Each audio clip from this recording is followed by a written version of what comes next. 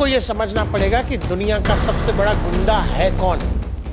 Beijing तो ये कहता कि हम हैं, हम दादा हैं, लेकिन जो तस्वीरें वेनेजुएला से आई वो ये बता रही हैं कि अमेरिका और चीन में अब भी कोई बराबरी नहीं। जहां लड़ाई की बात आती है ये सब बिल में घुस जाते हैं। प्रतिनिधि मंडल है काराकस में और उसी दिन काराकस में अटैक हो गया, लेकिन बीजिंग चुप है।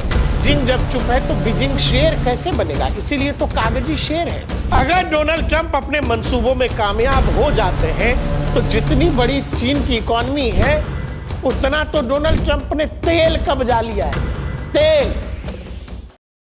दर्शकों, चीन का महज एक कागजी शेर है, क्योंकि चीन के बारे में, बीजिंग के बारे में यूरोप अपने अखबारों में यही लिखता है कि बीजिंग ऑन पेपर वाला शेर है। और शी जिनपिंग की ऐसी तस्वीरें आपने इंटरनेट पर खूब देखी होंगी जिसमें शी जिनपिंग एकदम ड्रैगन वैगन पर घूम के ऐसे ऐसे ड्रैगन आग वाग फेंकता है। लेकिन ऐसी तस्वीरों का मतलब क्या भाई? जब आपके पास ड्रैगन का डी भी नहीं है, पैसा बहुत है, हथियार, आर्मी, वायुसेना, नेवी सब बहुत है, कलेजा नहीं है, गूदा नहीं है, गूदा।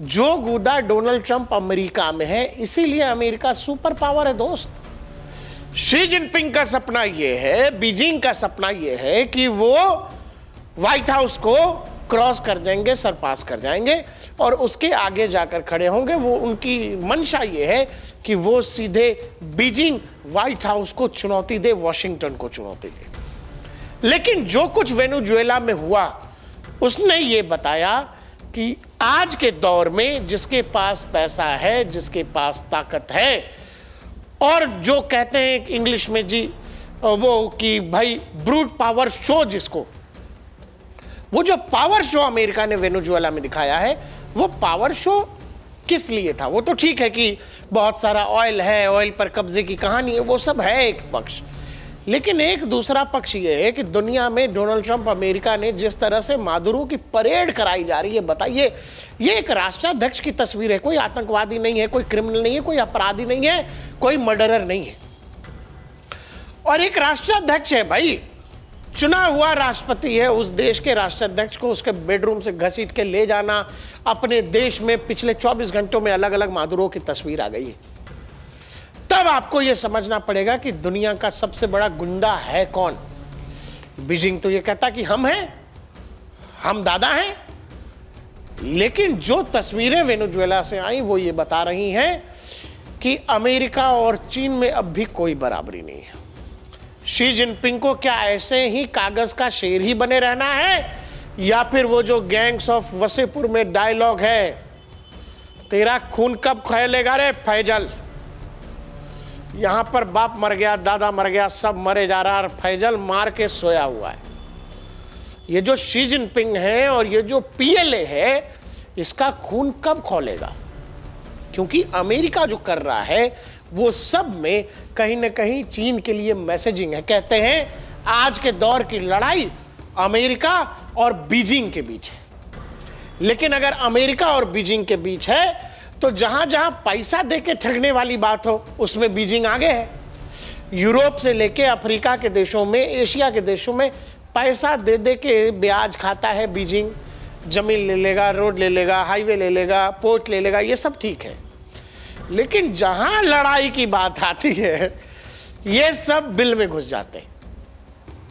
इनसे युद्ध नहीं होता, इनसे लड़ाई नहीं होती, ये किसी के सपोर्ट में खड़े नहीं होते।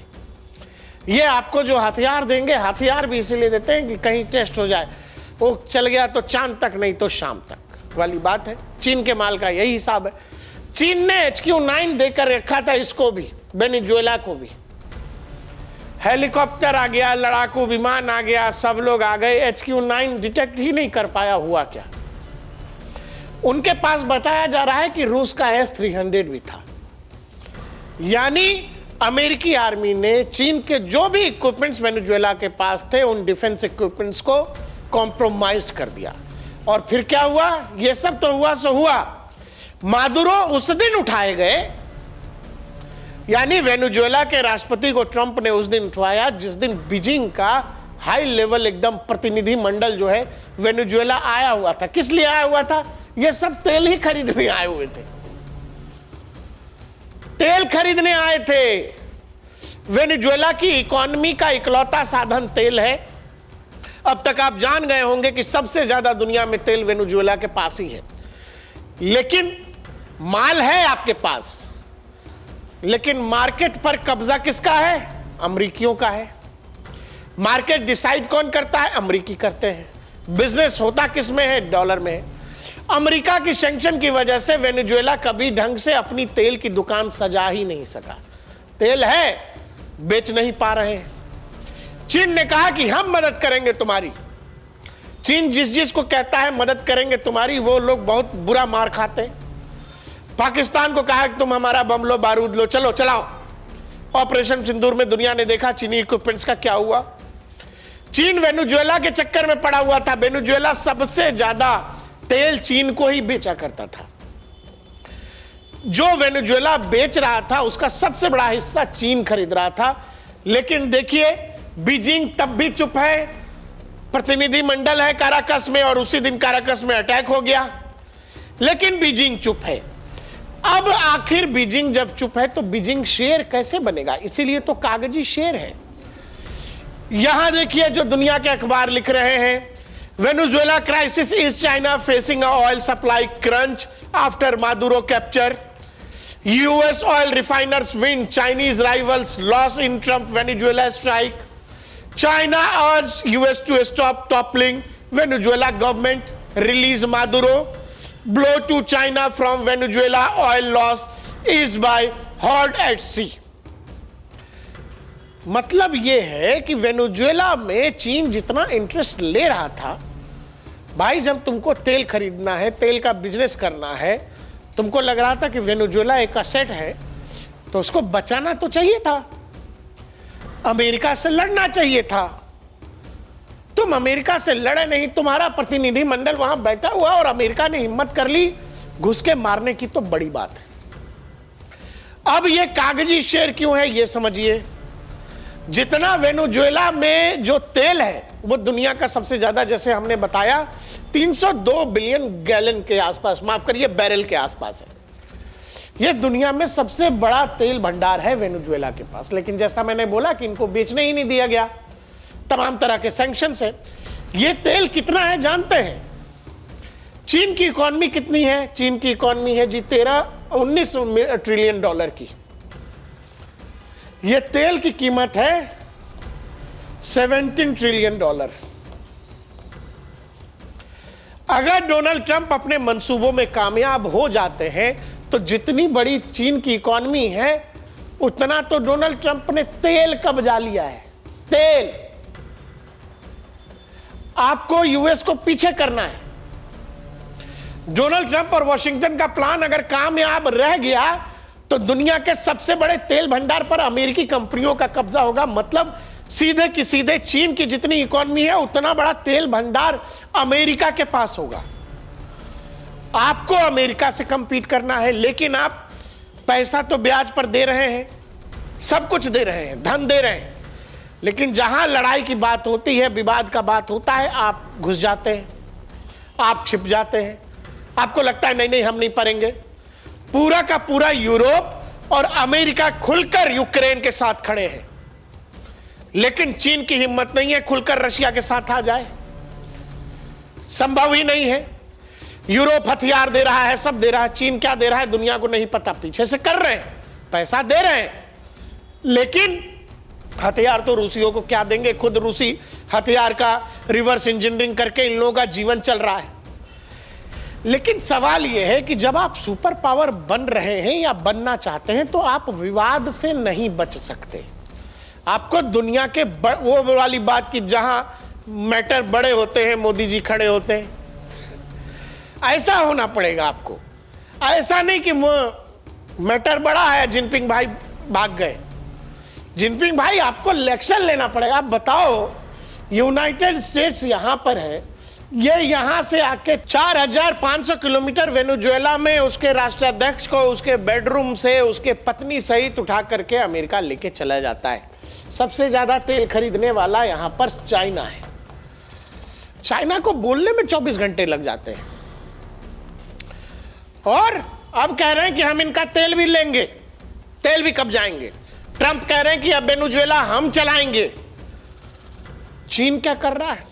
चीन हर साल क्या करता है? चीन, ये ताइवान दिख रहा है आपको? चीन के बारे में एक बात डोनाल्ड ट्रंप ने कही थी, वो पहले सुन लेते। बोला कि सुनिए पहले। No nation in the world could achieve what America achieved yesterday or frankly in just a short period of time. All Venezuelan military capacities were rendered powerless as the men and women of our military working with U.S. law enforcement successfully captured Maduro in the dead of night. जो Donald Trump peace prize लेते लेते, Nobel का peace prize लेते लेते Venezuela में घुस गए, उसके राष्ट्रपति को अगवा कर लिया, वो डोनाल्ड ट्रंप शी जिनपिंग और चाइना के बारे में कह रहे हैं यार कहां तुम लोग। ये तो रोज कहता रहता है। शी जिनपिंग भाई से मेरी बात हो रखी है, वो लोग 20-25 साल से रोज हर बार ऐसे ही युद्धाभ्यास करता है, ताइवान वाइवान नहीं लेगा। इतना कॉन्फिडेंस है वॉशिंगटन को, इतना कॉन्फिडेंस है ट्रंप को चीन के लिए। अब आखिर चीन ऐसा क्यों है, चीन का व्यवहार ऐसा क्यों है, वो समझ लीजिए। चीन ने पिछले 100 सालों से, चीन विकसित जरूर हो गया, दुनिया की दूसरी सबसे बड़ी इकॉनमी जरूर हो गया, लेकिन चीन के पास जिगरा नहीं है, कलेजा नहीं है, गूदा नहीं है लड़ने का। कारण यह है कि चीन के पास युद्ध का अनुभव ही नहीं है। अब आप ये कहेंगे कि नहीं नहीं चीन तो हमसे लड़ा था 62 में। 62 वाला कोई युद्ध नहीं था मेरे दोस्त। अगर फुल फ्लेजेड वॉर होता, भारत में कोई मजबूत सरकार बैठी होती तो चीन को पता लग जाता।